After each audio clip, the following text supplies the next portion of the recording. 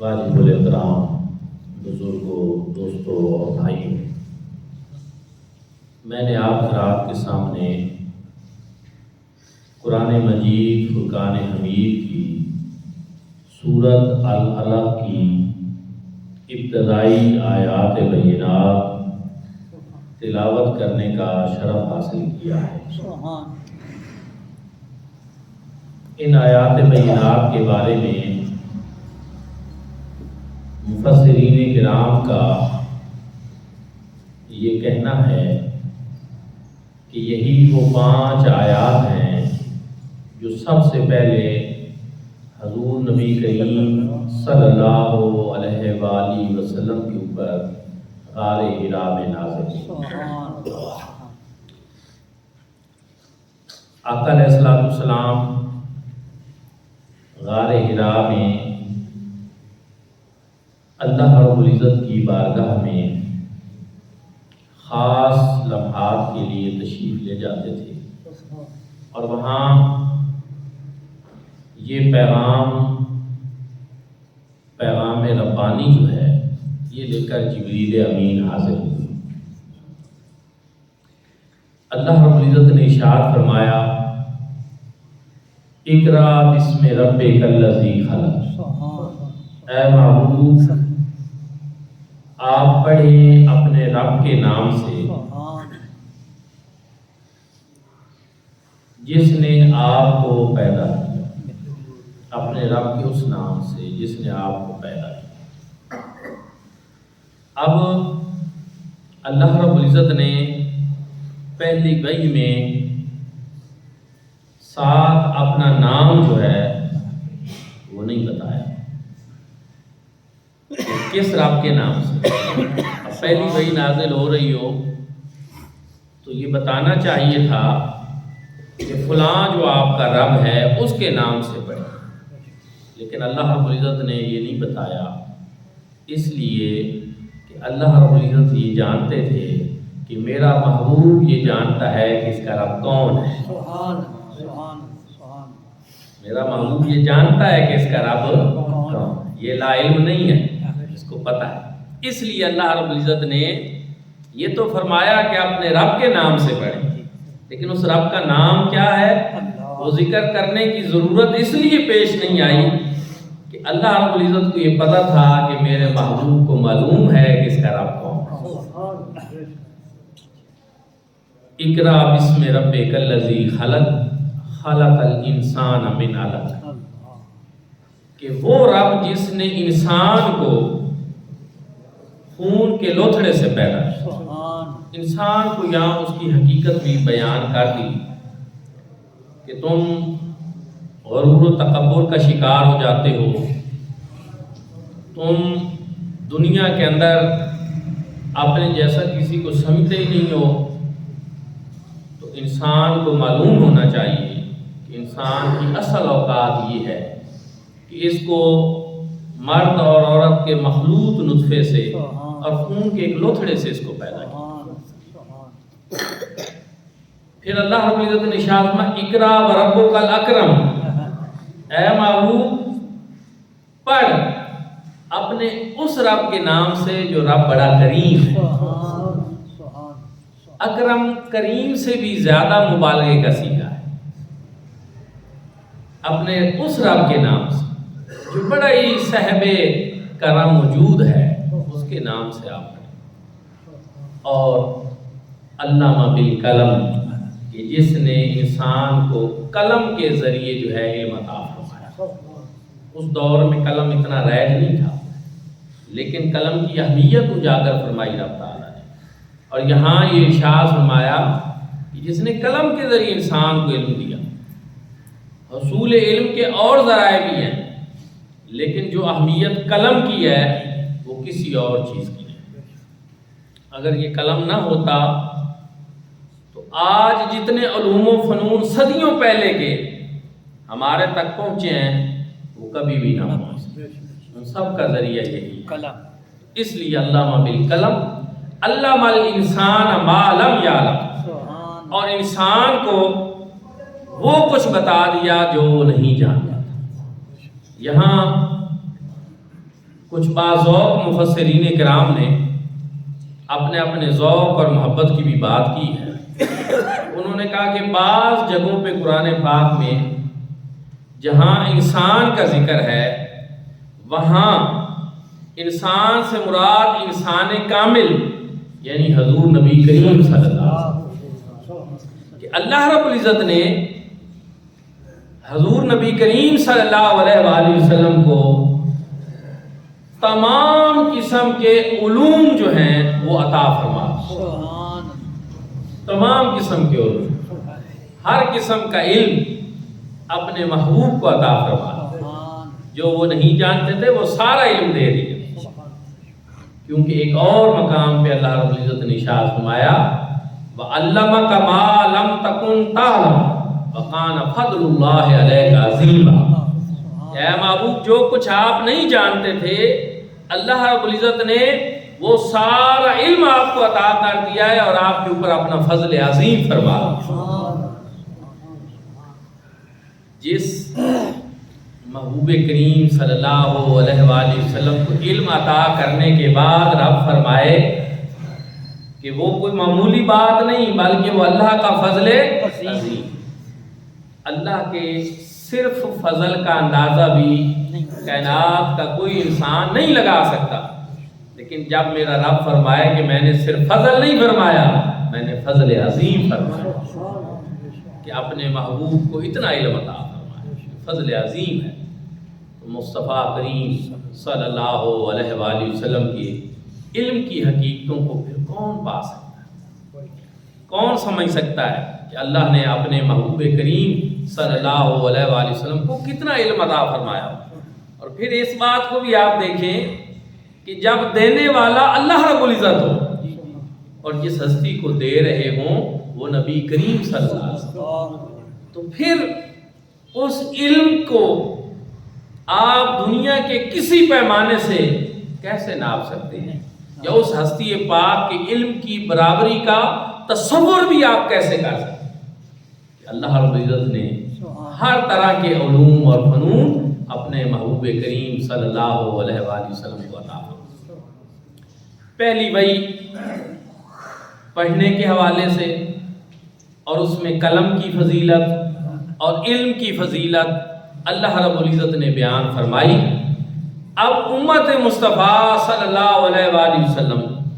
اگر اب بھی علم کی فضیلت نہ سمجھے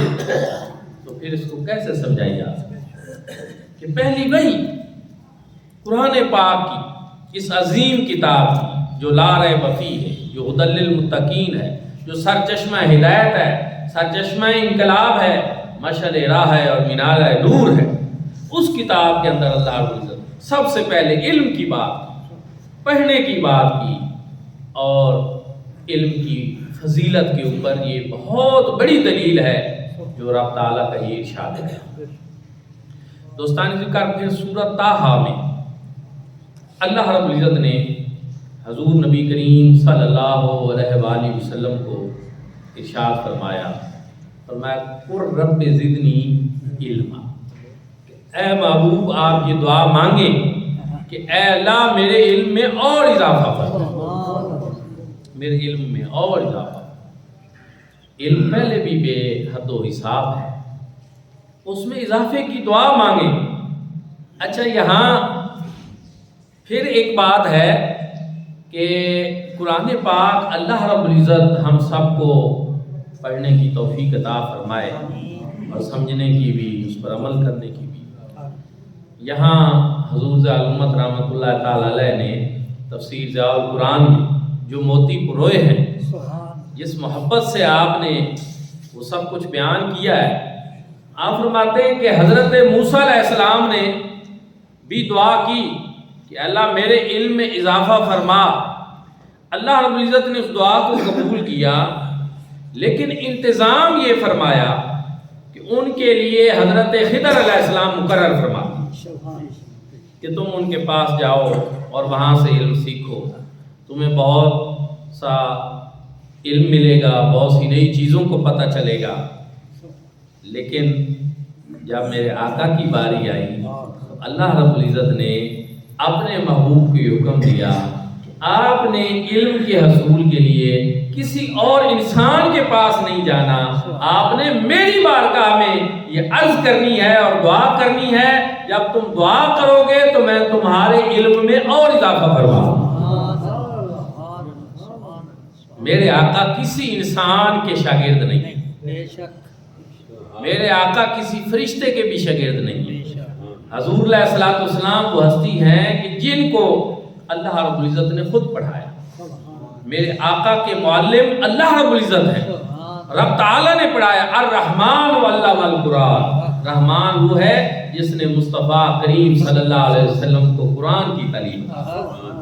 میرے آقا کے معلم اللہ رب العزت۔ تو یہاں بڑی محبت کی بات ہوئی کہ رب نے فرمایا کہ آپ نے علم کے اصول کے لیے کسی انسان کے پاس نہیں جانا، کسی اور استاد کو تلاش نہیں کرنا۔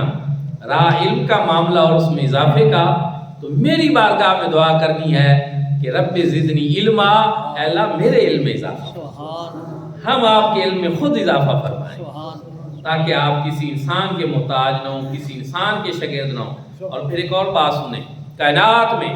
اس کائنات عالم میں سب سے اللہ کے بعد بڑی ہستی میرے آقا علیہ الصلوۃ والسلام ہے، اور اگر حضور علیہ الصلوۃ والسلام کسی انسان کے شاگرد بنا دیے جاتے اور پھر جو کرامات، جو معجزات، جو عظمتیں، جو شرف میرے آقا کو عطا ہوا، جو بزرگیاں، جو چیزیں، اگر یہ سارا کچھ جو میرے آقا سے عیاں ہوا، ظاہر ہوا، یہ سب کچھ ہوتا اور آپ کسی انسان کے شاگرد ہوتے تو لوگوں نے کہنا تھا اس میں ان کا اپنا کمال نہیں، یہ تو ساری محنت استاد کی ہے، یہ ساری محنت استاد کی ہے، استاد ان کا بڑا اچھا تھا، اس نے بڑی محنت کرائی، سارا کچھ یہ کریڈٹ پھر ادھر چلا جاتا اور رب تعالیٰ کو یہ گوارا نہیں۔ فرمایا محبوب عظمتیں بھی،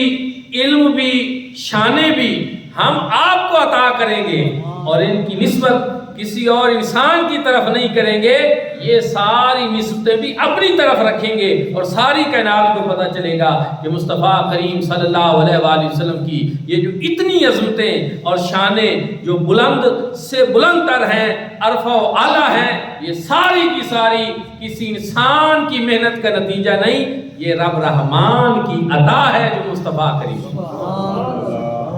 یہ عطا ربانی ہے، یہ میرے رب کا کرم ہے جو حضور علیہ السلام بڑی محبت کی باتیں ہیں۔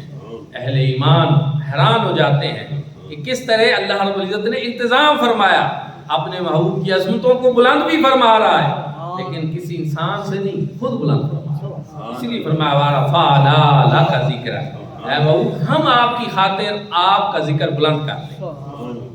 حضرت موسیٰ علیہ السلام دعا کرنے رب اشرح لی صدری، اللہ میرا سینہ کھول دے، محبوب کی باری آئی، ادھر سے عرض نہیں ہوئی، رب نے فرما دیا الم نشرح لک صدرک، اے محبوب ہم نے آپ کی خاطر آپ کا سینہ کشادہ فرمایا،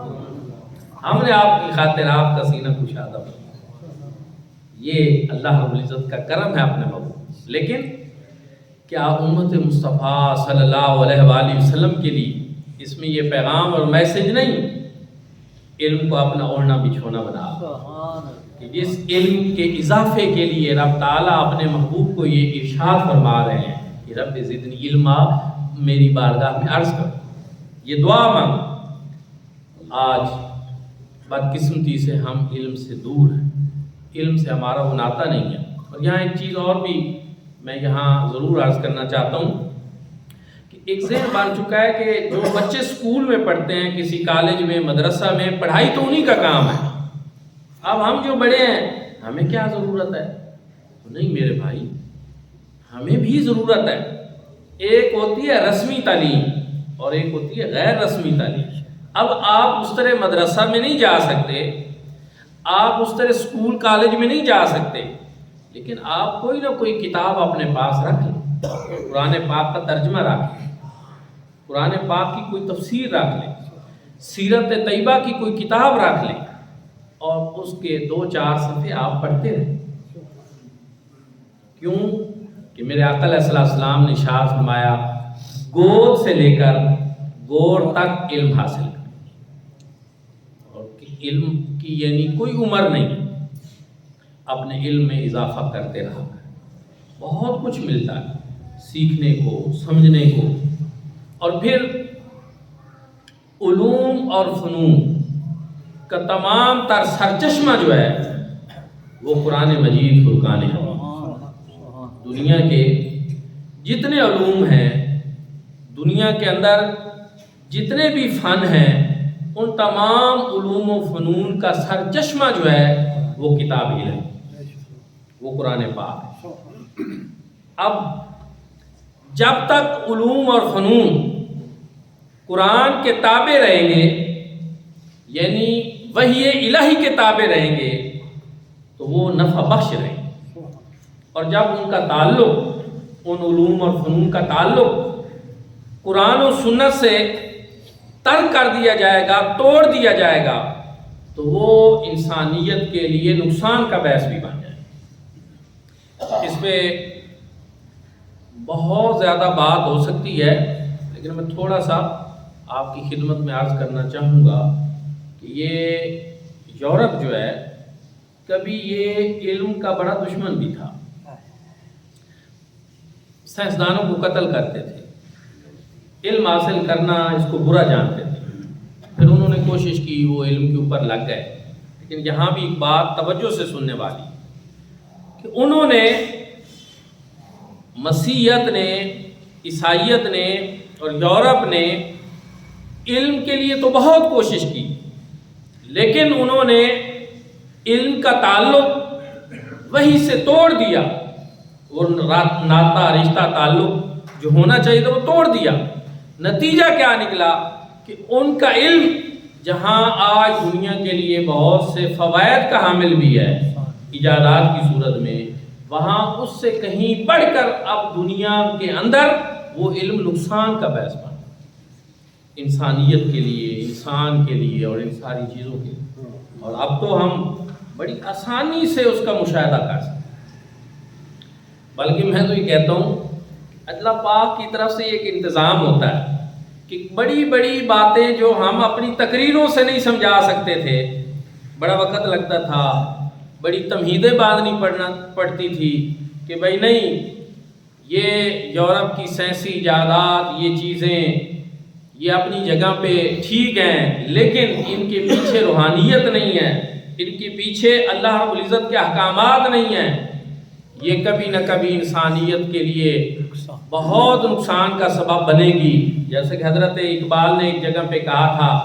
کہ احساس مربت کو کچل دیتے ہیں آلات۔ یہ مشینیں جو ہیں، ان کی ایجادات جو ہے یہ اپنی جگہ، لیکن جو مشینیں ہوتی ہیں ان کے اندر کوئی احساسات تو نہیں ہوتے۔ آج جو میزائل جہاں گرتے ہیں ان میں یہ بات تو نہیں ہوتی کہ معصوم بچے،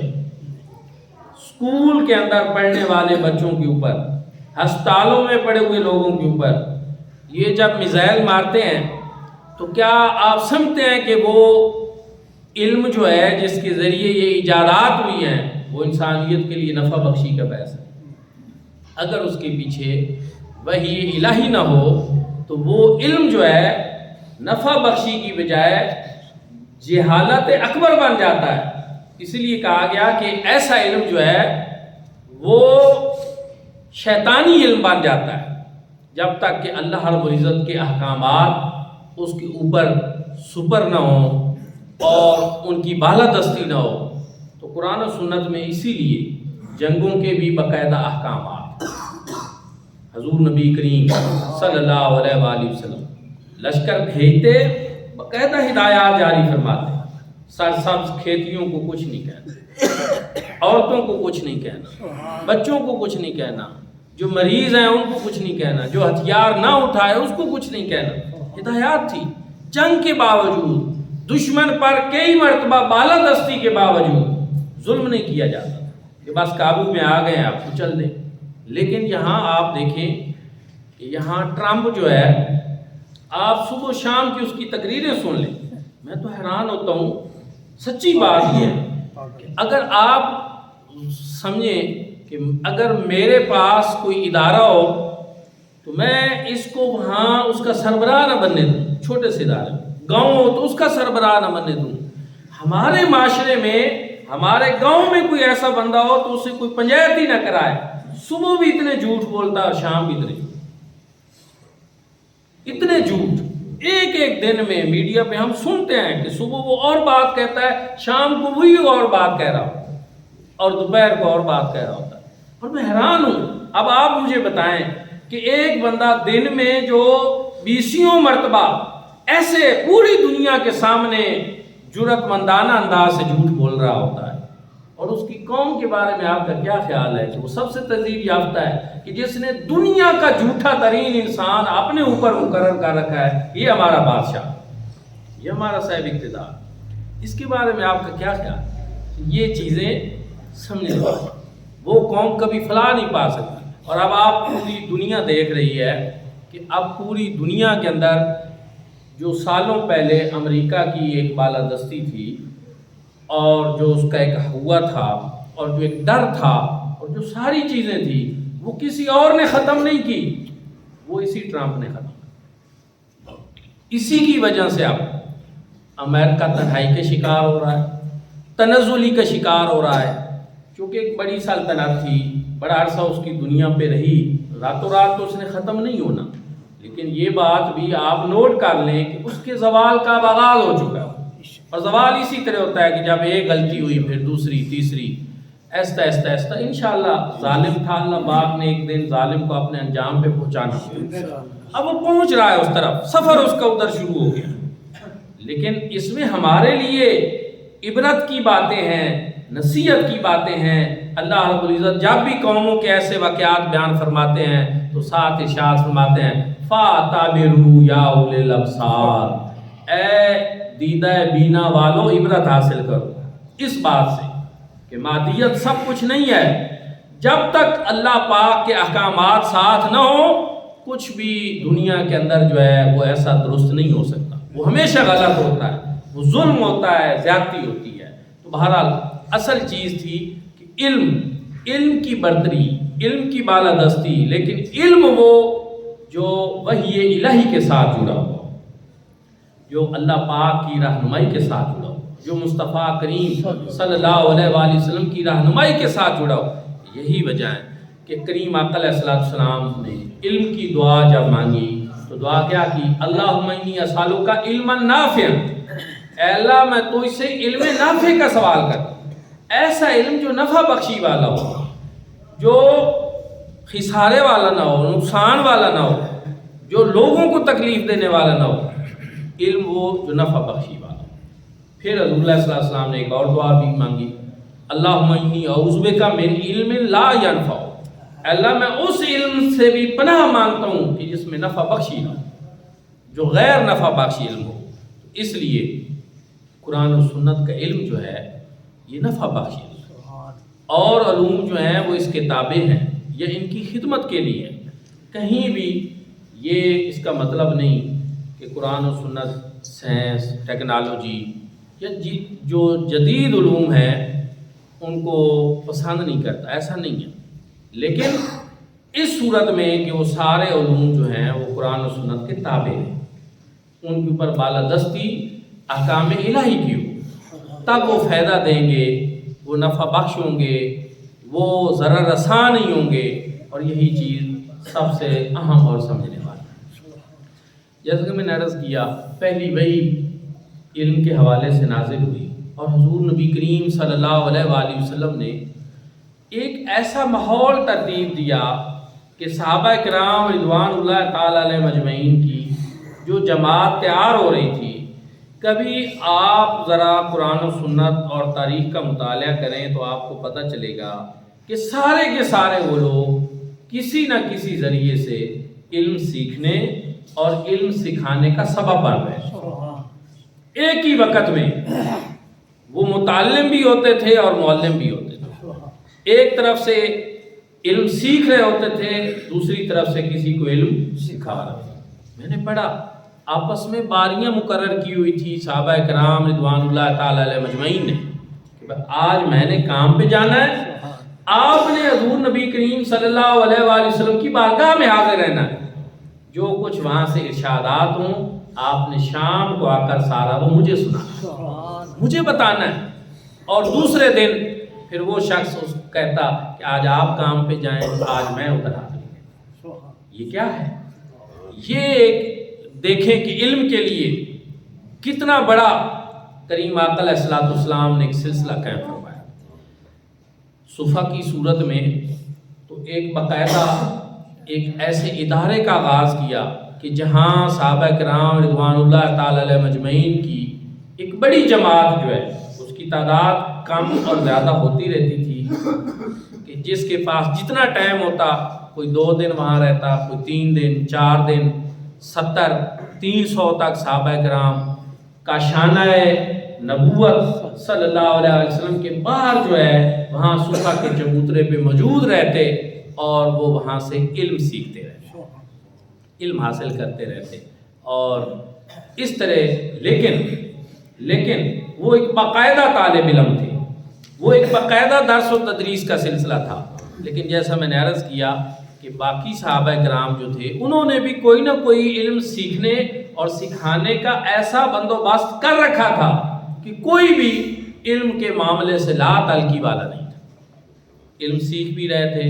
اور آگے علم سکھا بھی رہے تھے۔ اس کی برکات یہ ہے کہ آج صدیوں بعد بھی ہمارے پاس قرآن و سنت کا وہ علم ہمارے تک پہنچا جو حضور نبی کریم صلی اللہ علیہ وآلہ وسلم کے صحابہ نے سیکھا اور پوری دنیا میں اس کو پھیلایا، اس کے لیے جد و جہد کی، اس کے لیے کوشش کی۔ اور پھر یہ بھی کہ صحابہ کرام رضوان اللہ تعالی علیہ مجمعین کے اندر اتنا جذبہ تھا کہ ان کو پتہ چلتا کہ فلاں جگہ پہ ایک شخص موجود ہے اور اس کے پاس حدیث پاک کا ہے کوئی، تو وہ آقا کا ارشاد سننے کے لیے سینکڑوں میل دور بھی سفر کر کے وہاں پہنچتے اور سیکھتے تھے اور پوچھتے تھے کہ ہمیں پتہ چلا کہ آپ کے پاس آقا علیہ السلام کا کوئی شان گرامی، کیا آج یہ امت علم کی اس اہمیت سے واقف ہے؟ کیا ہم اس کے لیے کچھ کر رہے ہیں؟ تو اس پہ ہمیں بڑا غور و فکر کرنے کی ضرورت ہے۔ علمی قوموں کی سربلندی کا ذریعہ ہے اور میدان جنگ میں نہیں، اصل میں قوموں کی جنگ جو ہے وہ تعلیمی اداروں میں لڑی جاتی، اس لیے علم کی حوصلہ افزائی کریں، علمی سلسلوں کے ساتھ جڑ جائیں، جو خود پڑھ سکتے ہیں وہ پڑھیں، یا اپنے بچوں کو پڑھانے کے لیے آپ بہت جو ہے وہ کوشش کریں، لیکن جہاں آپ اپنے بچوں کو سائنس پڑھائیں، ٹیکنالوجی پڑھائیں، کمپیوٹر کا علم دیں، وہاں ساتھ ہی ساتھ قرآن و سنت کا علم ضرور دیں۔ بنیادی چیز ہے ہر مسلمان کے لیے، ایک کلمہ گو مسلمان کبھی بھی مذہب سے لا تعلق نہیں رہ سکتا۔ ایک مسلمان کی زندگی میں وقت اور جگہ کے لحاظ سے کوئی ایسا وقت نہیں اور کوئی ایسی جگہ نہیں کہ جہاں جا کر وہ اپنے آپ کو اپنے مذہب سے دور کر۔ مذہب ہمارا اوڑھنا بچھونا، دین ہمارا اوڑھنا بچھونا، ہر طرح کی تعلیمات ہیں زندگی کے ہر طرح کے کام کے لیے، ان کو ہم حاصل کریں، اپنی زندگی کو بہتر بنائیں۔ جامعہ مدینۃ النبی آپ سب کا اپنا ادارہ ہے، اس میں نئے سال کے داخلے جو ہیں وہ شروع ہو رہے ہیں، لیکن اس میں خاص بات یہ ہے کہ جو پرائمری پاس بچے ہمارے پاس آتے ہیں ہم ان کو حفظ بھی کراتے ہیں اور ساتھ مڈل بھی کراتے ہیں، اسکول کی تعلیم بھی دیتے ہیں۔ اسکول کی تعلیم ضروری ہے، اچھی بات۔ جو دین پڑھنے آئیں ہم ان کو دنیا کا علم بھی پڑھا دیں، اور جو دنیا کے اصول کے لیے آئے ہم ساتھ ان کو دین بھی پڑھا دیں، لیکن مقدم جو ہے وہ قرآن و سنت کی تعلیم ہے، مقدم جو ہے اہمیت جو ہے وہ قرآن و سنت کو حاصل ہے، لیکن ساتھ دنیاوی علوم بھی پڑھانے چاہیے، پڑھا ہے۔ ITCT سون ویلی ہم نے بنایا، وادی سون کا وہ دینی مدرسہ ہے جس میں سب سے پہلے ہم نے کمپیوٹر لیب بنائی، جس میں آج وہاں پہ ڈیجیٹل مارکیٹنگ کے کورسز ہو رہے ہیں، جس میں مختلف کورسز ہو رہے ہیں۔ تو اس سلسلہ میں کیوں؟ اس لیے کہ یہ دنیا کی جدید ایجادات جو ہیں ہم نے ان کو بھی استعمال میں لانا ہے، لیکن جب ساتھ قرآن و سنت پڑھا دیں گے تو یہ علم خسارے کا باعث نہیں بنے گا، یہ علم انسانیت کے لیے نفع بخشی کا فائدہ ہو جائے گا۔ ہر چیز کی حدود و قیود ہیں، وہ قرآن و سنت پڑھنے کی وجہ سے وہ ان کو معلوم ہو، وہ اس کے دائرہ میں رہ کر انسانیت کے لیے خدمت کریں گے، مفید شہری بنیں گے۔ مڈل پاس اور میٹرک پاس بچوں کو ہم درس نظامی وہ نصاب تعلیم جو حضرت ضیاء الامت جسٹس پیر محمد کرم شاہ الازہری رحمۃ اللہ تعالی علیہ آپ نے مرتب فرمایا، اس میں انگلش بھی ہے، اس میں پولیٹیکل سائنس بھی ہے، اس میں اکنامکس بھی ہے، اور اس میں اس کے ساتھ ساتھ جو ہے سب سے پہلے قرآن مجید، فرقان حمید، قرآن کی تفسیر، اصول تفسیر، حدیث، اصول حدیث، فقہ، اصول فقہ، اور کئی طرح کے علوم اور فنون جو ہیں یہ وہاں پہ پڑھائے جاتے ہیں۔ آپ سب کوشش کریں کہ کم از کم ایک طالب علم درس نظامی کے لیے وہاں پہ داخل کرانے کے لیے کوشش کریں۔ ہر خاندان میں میں یہ سمجھتا ہوں کہ ایک عالم دین ضرور ہونا چاہیے، ہر خاندان میں کم از کم ایک عالم دین ضرور ہونا چاہیے، اس کی تاکہ خاندان کو برکات نصیب ہوں، دینی مسائل میں وہ اپنے گھر، اپنے خاندان والوں کی رہنمائی کر سکے۔ اور اگر اسلامی ملک میں اسلامی نظام تعلیم ہو پھر تو اس کی اہمیت ہے ہی صحیح کہ کوئی عالم دین بنے اور اس نظام کو آگے چلائے، لیکن اگر اسلامی نظام تعلیم نہ ہو، اسلامی قوانین نہ ہو، تو پھر اور زیادہ ضروری ہے کہ ہم اپنے گھروں میں، اپنے خاندانوں میں ایسے افراد تیار کر دیں جو کم از کم انفرادی سطح پہ ہماری دین کی طرف رہنمائی کر سکیں۔ ایک دین کا ماحول ہمارے معاشرے میں، ہمارے گھروں میں برقرار ہو، تو میں امید کرتا ہوں کہ آپ اس سلسلہ میں بھی ضرور کوشش کریں گے، اور جہاں آپ دیگر علوم و فنون کے لیے کوشش کرتے ہیں، بڑے اچھے اچھے اسکول، بڑی مہنگی مہنگی فیسیں، وہاں میں یہ سمجھتا ہوں کہ قرآن و سنت کے علوم و فنون اس بات کے زیادہ مستحق ہیں کہ ہم ان کے لیے لوگوں کی رہنمائی کریں، ان کے لیے وہاں پڑھائی کی کوششیں کریں اور اس کے لیے ایک اچھا ماحول تیار کر کے دیں۔ اللہ رب العزت ہم سب کو توفیق عطا فرمائے۔ آخر دعوانا